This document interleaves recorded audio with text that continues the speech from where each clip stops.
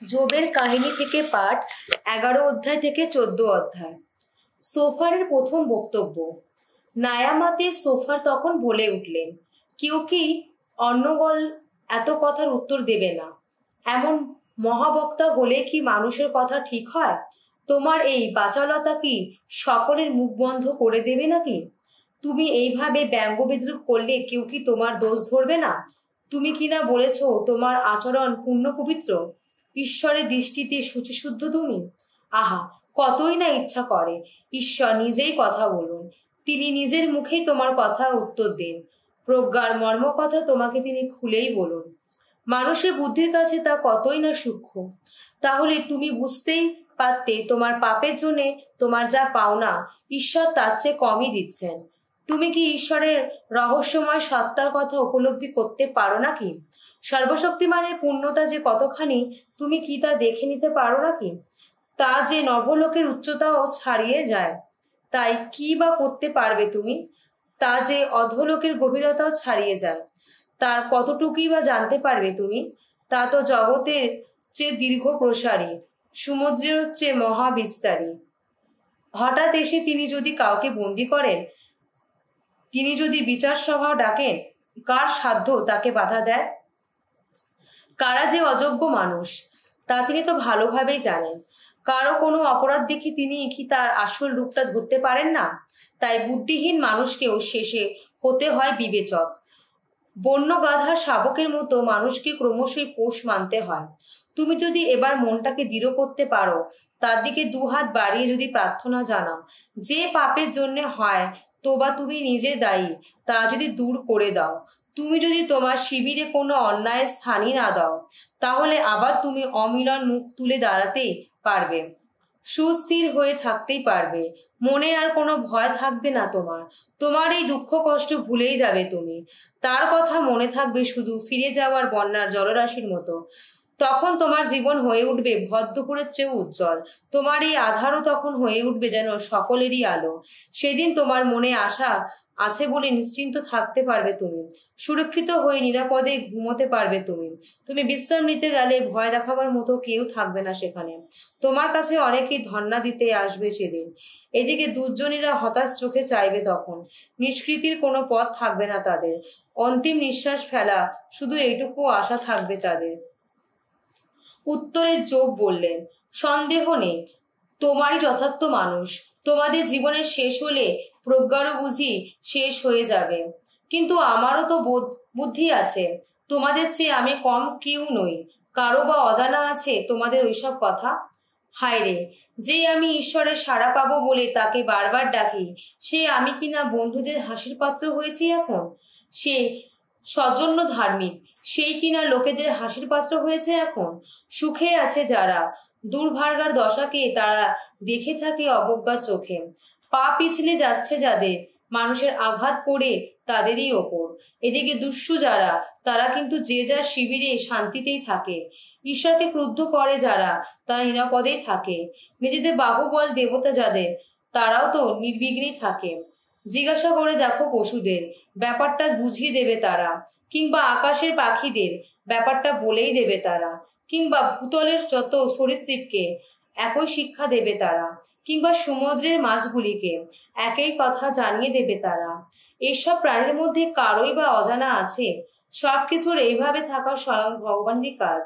প্রতিটি প্রাণীর জীবন শক্তি, প্রতিটি মানুষের প্রাণবায়ু সবই তো তারই হাতে। তালু দিয়ে মানুষ যেন খাবারের স্বাদ নিয়ে থাকে, তেমনি কান দিয়ে মানুষ সব কথার মূল্য কি যাচিয়ে দেখে না? বৃদ্ধ যারা, তাদেরই অন্তরে প্রজ্ঞা থাকে। দীর্ঘায়ু যারা, তাদেরই মধ্যে থাকে বিচার বুদ্ধি। ঈশ্বরের মধ্যে কিন্তু প্রজ্ঞাও থাকে, ক্ষমতাও থাকে, সুকর্মিত ও থাকে, থাকে বুদ্ধি বিচার। তিনি কিছু ভেঙে ফেলে দিলে তা কেউ আর করতে পারে না। তিনি কাউকে বন্দি করলে মুক্ত করতে কেউ পারে না। তিনি বৃষ্টি আটকে দিলে খরা দেখা দেয়। তিনি বৃষ্টিকে অবাধে ছেড়ে দিলে সবরতেই বিপর্যয় হয়। ঈশ্বরের মধ্যে শক্তিও থাকে, পরিণামদর্শিতাও থাকে। প্রতারিত প্রতারক দুজনেরই ভাগ্য তারই হাতে। তিনি সবার সামনে মন্ত্রীদের হতমান করেন, বিচারকদের বুদ্ধি নাশ ঘটান, রাজাদের শাসন বন্ধন ছিন্ন করে, তাদের কোমরে তিনি পরিয়ে দেন বন্দির বসন। তিনি সবার সামনে যাজকদের হতমান করেন, প্রতিষ্ঠিত মানুষদের পদচ্যুত করেন। তিনি তো বিচক্ষণ বক্তাদের নির্বাক করে দেন, বিদ্যুতের বিচারবোধ হরণ করেন। যত অভিজাত মানুষদের ওপর তিনি সবার অবজ্ঞা নামিয়ে আনেন। বলবান মানুষের শক্তির বন্ধনী তিনি শিথিল করেন। তিনি অতলের বুক থেকে আধারে যবনিকা সরিয়ে ফেলেন। ঘন তমসাকে তিনি প্রকাশ্য আলোয় আনেন। তিনি কখনো জাতিদের শক্তি বৃদ্ধি ঘটান, কখনো আবার ঘটান তাদের বিনাশ। তিনি কখনো জাতিদের দেশের সীমানা বিস্তৃত করেন, কখনো আবার তাদের দেশ ছাড়া করেন। জননায়কদের বোধ বুদ্ধি কেড়ে নেন তিনি, তাদের তিনি ঠেলেই দেন পথহীন মরুদেশে। নিরলোক অন্ধকারে হাতড়ে মরেন তারা, মাতারের মধ্যে টলতে টলতে হেঁটে চলেন তারা। এসব কিছু আমি তো নিজের চোখেই দেখেছি, নিজের কানেই শুনেছি, আর তা বুঝতেও পেরেছি। তোমরা যা কিছু জানো আমিও তাই জানি, তোমাদের চেয়ে আমি কম কেউ নই। এবার আমি কিন্তু সর্বশক্তিমানকে লক্ষ্য করেই কথা বলতে চাই। আমার ব্যাপারটা নিয়ে ঈশ্বরের সঙ্গে যুক্তিতর্কে নামতে চাই, কিন্তু তোমরা মিথ্যার প্রলোভ দিয়ে তোমরা তো সত্যকে ঢাকা দিয়ে রাখো। তোমরা তো একজন ভুয়ো চিকিৎসক।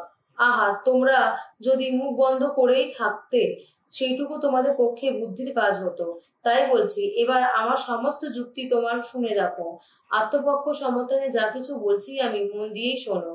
তোমার কি যত অসত্য কথা শুনিয়ে, যত মিথ্যা যুক্তি দিয়ে ঈশ্বরের পক্ষ সমর্থন করতে চাইছো, তোমরা কি তারই প্রতি অমন পক্ষপাতিত্ব দেখাতে যাচ্ছ, তারই হয়ে অমন অকালিত করতে যাচ্ছ? তিনি একবার তোমাদের অন্তর তলিয়ে দেখলে তোমাদের ভালো হবে কি? কোনো মানুষের সঙ্গে যেমন ছলনা করা যায়, তারও সঙ্গে কি তেমনি ছলনা করতে পারবে নাকি? তার প্রতি তোমাদের যদি কোনো গোপন পক্ষপাতিত্ব থাকে, তাহলে তিনি নিজেই তো তোমাদের তিরস্কার করবেন। তখন তার মাহাত্ম্য উপলব্ধি করে তোমরা কি ভয়ে বিহ্বল হবে না? তোমরা কি তার আতঙ্কে অভিভূত হবে না? তোমাদের ওইসব বচন তো শূন্যগর্ভ বুলি ছাড়া আর কিছু নয়। তোমাদের যুক্তিতর্ক সে তো কাদামাট পাঁচিল ছাড়া আর কিছু নয়। তাই তোমরা বরং চুপ করো, আমাকেই বলতে দাও। তারপর আমার যা ঘটবার তা না হয় ঘটুক।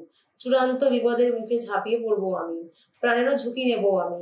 তিনি আমাকে সংহার করেন তো করুন, কোনো আশাই তো আমার নয়। তবুও তার সামনে দাঁড়িয়ে আমার আচরণের সপক্ষে যুক্তি দেখাবো আমি, আর এতই তো রক্ষা পাবো আমি। কারণ অধর্মী কেউ তার সামনে এসে দাঁড়াবার সাহস তো পায় না। আমি এখন যা বলছি তোমরা তা মন দিয়ে শোনো। আমি যা কিছু বোঝাতে চাইছি তা কান পেতেই শোনো। আমার সপক্ষে যা কিছু বলার আছে তা তো আমি ভেবেই রেখেছি। আমি তো জানি বিচার ধার্মিক বলে গণ্য হব আমি। আমার সঙ্গে বাদানুবাদ করতে আসবে এমন কেই বা আছে? তেমন কেউ থাকলে তো আমি মুখ বুঝেই আমার মৃত্যুদণ্ড মেনে নেব। ওগো ঈশ্বর, তুমি শুধু অনুগ্রহ করে আমার এই দুটি অনুরোধ রাখো তোমার দৃষ্টির আড়ালে, তাহলে আর আমায় থাকতে হবে না। আমার ওপর চেপে বসা তোমার ওই ভারী হাতটা তুমি সরিয়ে নাও, আর দেখো তোমার আতঙ্কে আমি যেন ভীতবিহ্বল না হই। তারপর তোমার কথা শুরু করো, উত্তর দেব আমি, কিংবা নিজেই কথা শুরু করব আমি, উত্তর দেবে তুমি। এখন জানতে চাই কত অপরাধ করেছি আমি, কত পাপ করেছি আমি। আমাকে জানাও, কি আমার অন্যায়, কি আমার পাপ? কেনই বা আড়াল করে রাখো তুমি তোমার শ্রীমুখ? আমাকে কেনই বা শত্রু বলে গণ্য করো? তুমি কি হাওয়ায় উড়ে যাওয়া একটা পাতাকে ভয় দেখাতে চাইছো? শুকনো একটা খড়কুটোকে তাড়িয়ে বেড়াতে চাইছো? তুমি তো আমার বিরুদ্ধে তিক্ত কত অভিযোগ লিখেই রেখেছ। আমার প্রথম যৌবনের যত অন্যায়ের কথা তুলে দোষী করছো আমায়। তুমি তো আমার পায়ে পরিয়ে দিয়েছো লোহার বেড়ি। আমি যে পথে যাই না কেন লক্ষ্য রাখছো তুমি। ধুলোয় আমার পায়ের ছাপ পর্যন্ত খুঁটিয়ে দেখেছো তুমি। এদিকে আমি তো ক্ষয়ে যাচ্ছি পচে যাওয়া কাঠেরই মতো, পোকায় কাটা কাপড়েরই মতো। হায় রে, নারীর সন্তান ওই যে মানুষ, কত স্বল্প তার পরমায়ু, আর তাও দুঃখ কষ্টে ভরা। হায়, সে যে যেন ফুলের মতো ফোটে আর শুকিয়ে যায়। সে যেন ছায়ারই মতো এসেই পালায়, থাকে না কিছুতে।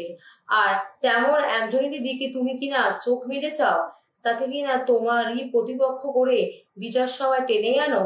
যা অসুচি তার থেকে কেই বা সূচি কোনো কিছু করতে পারে? কেউ না। মানুষের আয়ুর দিনগুলি তো নির্দিষ্ট হয়েই আছে, মাসগুলির সংখ্যাও তো তোমার জানা আছে। মানুষের চারধারে তুমি তো অলগ্ন যত গণ্ডি টেনে রেখেছো। এখন তুমি না হয় একটু অন্যদিকে চোখ ফেরালে। মানুষ যতক্ষণ না ভাড়াটে মজুরের মতো তার দিনের কাজ সেরে নেয়, তাকে একটু শান্তিতে থাকতে দিলে। গাছের না হয় এই আশা আছে, তাকে কেটে ফেললেও সে আবার বেড়ে উঠবে, তার নতুন অঙ্কুরের অভাব হবে না। হাতে পড়ে মাটির নিচে তার শিকড় জীর্ণ হয়ে যাচ্ছে, ধুলে শুকিয়ে যাচ্ছে তার গুড়ি। জলের গন্ধ পেলে কিন্তু সে নতুন করে পল্লবিত হয়ে উঠবে, তরুণ গাছের মতো মেলে দেবে তার ডালপালা। কিন্তু মানুষ, সে তো মরে যায়, তারপর নিষ্পন্ন হয়ে পড়ে থাকে। মানুষ শেষ নিঃশ্বাস ফেলে, তারপর থাকে সে কোথায়? উবে যায় সাগরের জলে, ফুরিয়ে যায় শুকিয়ে আসে নদীর প্রবাহ। মানুষ শায়িত হয় আর ওঠে না কখনো। সে জেগে উঠবার আগে, ঘুম ভেঙে উঠবার আগে বরং মিলিয়ে যাবে আকাশমণ্ডল। আহা, সেই অধলোকে লুকিয়ে যদি রাখতে আমায়, তোমার এমন ক্রোধ ও শান্ত না হয় যতদিন, সেখানে গোপনে যদি রাখতে আমায়, আর সেই সঙ্গে যদি স্থির করে রাখতে কখন তুমি আমাকে আবার স্মরণে আনবে। কিন্তু হায়, একবার মরে গেলে মানুষ কি বেঁচে উঠতে পারে কোনোদিন? তাহলে তো আমার এই দাস্যবৃত্তি চলে যতদিন, মুক্তির পথ চেয়ে ততদিন প্রতীক্ষায় থাকতাম আমি। তারপর ডাক দিতে তুমি, সঙ্গে সঙ্গে সাড়াও দিতাম। তোমার দৃষ্টি এই আমাকে আবার দেখার অভিলাষে তখন কত ব্যাকুল হতে তুমি। এখন তুমি তো আমার প্রতিটি পদক্ষেপের হিসাব রাখছো, কিন্তু তখন তুমি আর এইভাবে লক্ষ্য রাখতে না কখন কি পাপ করছি আমি। আমার সমস্ত অন্যায় তুমি তো লুকিয়ে রেখে দেখে দিতে শিলমোহরে বন্ধ করা কোনো থলির ভেতরে, সাদা কোনো প্রলেপ দিয়ে আমার সমস্ত অপরাধ ঢেকে রাখতে তুমি।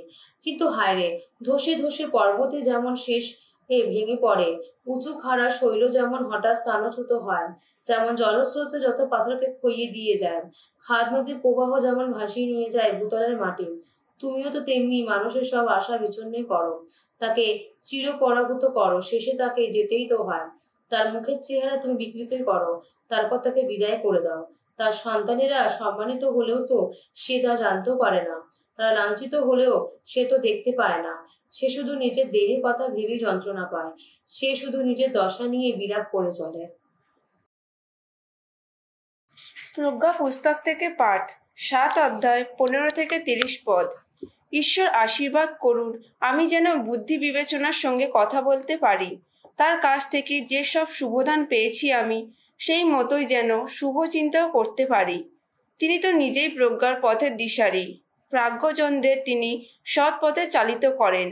আমরা যে তারই হাতে, আমরা নিজেরা, আমাদের কথা বলা, আমাদের যত বুদ্ধি বিচার, যত ব্যবহারিক জ্ঞান, সবই তার হাতে।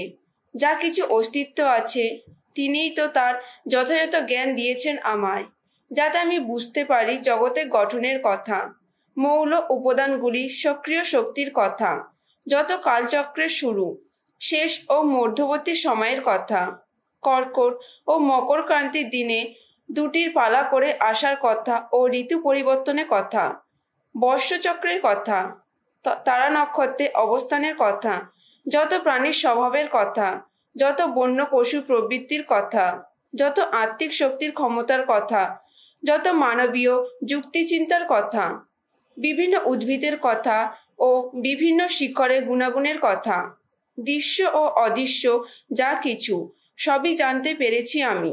সমস্ত কিছু কারিগর প্রজ্ঞা নিজেই তো সেই শিক্ষা দিয়েছে আমায়। প্রজ্ঞার মধ্যে এমনই আত্মিক শক্তি আছে যা বুদ্ধিদীপ্ত, যা পবিত্র, যা অনন্য এবং বৈচিত্র্যময়, যা সূক্ষ্ম এবং গতিশীল, যা প্রাঞ্জল, নির্মল, স্বচ্ছ, যা ক্ষয়ক্ষতির অতীত, যা শুভপ্রিয়, যা তীক্ষ্ণ শানিত। প্রজ্ঞার মধ্যে এমনই আত্মিক শক্তি আছে যা প্রতিরোধের অতীত, যা কল্যাণকর, যা মানব সুহৃদয়, যা সুস্থির, সুনিশ্চিত, উদ্বেগবিহীন, যা সর্বসুন্দরী, সর্বশক্তিমান এবং যা প্রবেশ করতে পারে সেই সমস্ত জীবাত্মার অন্তরে। বুদ্ধিমান, প্রবৃত্ত যারা, সূক্ষ্মতর সত্তা যাদের, কেননা প্রজ্ঞা যে কোনো গতির চেয়ে গতিশীল, তার পবিত্রতার গুণে সে প্রবেশ করে সব কিছুর অন্তরে, সব কিছুই যে পরিব্যক্ত করে। প্রজ্ঞা সে তো ঈশ্বরের আপন শক্তি যেন নিঃশ্বাস, সর্বশক্তিমানের আপন মহিমায় যেন শুদ্ধ বিকিরণ, আর তার মলিন কোনো কিছুই তার মধ্যে যেতে পারে না কখনো। প্রজ্ঞা সে তো শাশ্বত জ্যোতির প্রতিফলিত রূপ, ঈশ্বরের সক্রিয় শক্তি নির্মল দর্পণ, তার শুভময়তারই ছবি। যদিও সে একক, তবুও সে কিছুই করা ক্ষমতা রাখে। নিজে অপরিবর্তিত থেকেও সে সব কিছু নবীন করে তোলে।